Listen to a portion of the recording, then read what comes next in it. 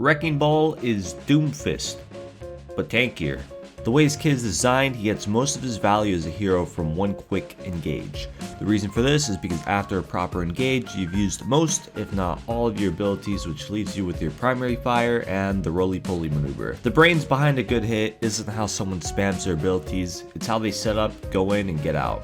In this video of a Wrecking Ball for Dummies, I'll be explaining just that in 3 steps. Step 1, scouting. Simply put, if you know who your enemies are and where they want to go, it's easier to make a plan of attack. That's it. That's step 1. Pretty easy, right? Step 2, setting up. So there's this thing in the game called a choke, which is where people walk through to get to the point. And basically, you want to be set up near it, preferably on high ground, because then you can just drop on enemies without using grapple. High ground makes it easier for you to scout, and it also gives you cover. Let's assume the difficult scenario where you're not already set up.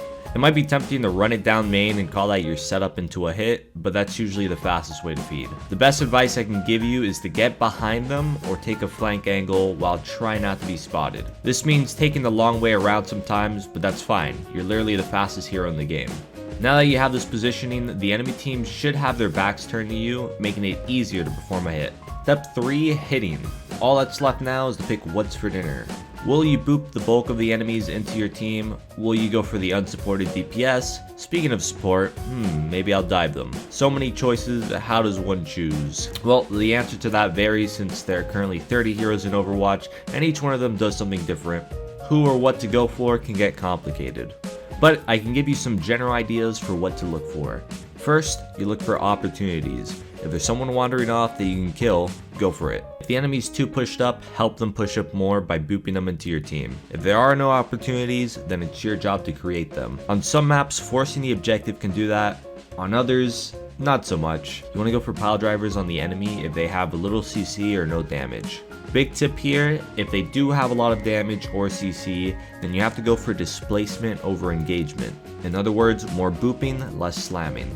So really quick to recap the 3 steps, find the enemy, get behind them or adjacent to them, and hit them depending on what you're working with. But before we wrap things up, I want to introduce some special cases for setting up and hitting. When setting up, what might happen is you'll get your flank checked. Depending on who's checking it, you have to quickly decide if you're taking a 1v1 or making a run for it. If it's a 1v1 matchup you win, then obviously we take these, but chances are you ran into a tracer, usually you'll win this 1v1. Unless you have a healing advantage, just grapple past her, or take the L and go the other way. Now the special case for hitting is Widowmaker. Widow is always a top priority. You gotta treat the enemy Widow like she's a hacker and constantly dive her. Ideally, you want to confirm the kill, but if you can't, at the very least you're buying your team time to make a rotation without getting their heads blown off. Lastly, don't be scared to hit and run. When the fight breaks down, pay attention to your health.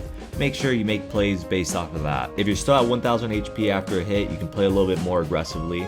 If you're less than half, then you should probably book it. And there you have it, ladies and gentlemen, the ultimate 3-step guide for Wrecking Balls in all elos. I know this guide may seem super simple, but take it from me, this is the correct way to play Wrecking Ball on a macro level. I want to put in a real quick plug to the 5 Overwatch concepts video I did with Karki a while back. As I was making this video, I realized some ideas overlap, but that video does a better job of explaining stuff. So please check it out and hit my man Karki with a sub. That's going to be GG's for this video. Thank you for coming to my TED Talk, and I'll see you guys in the next one. Peace.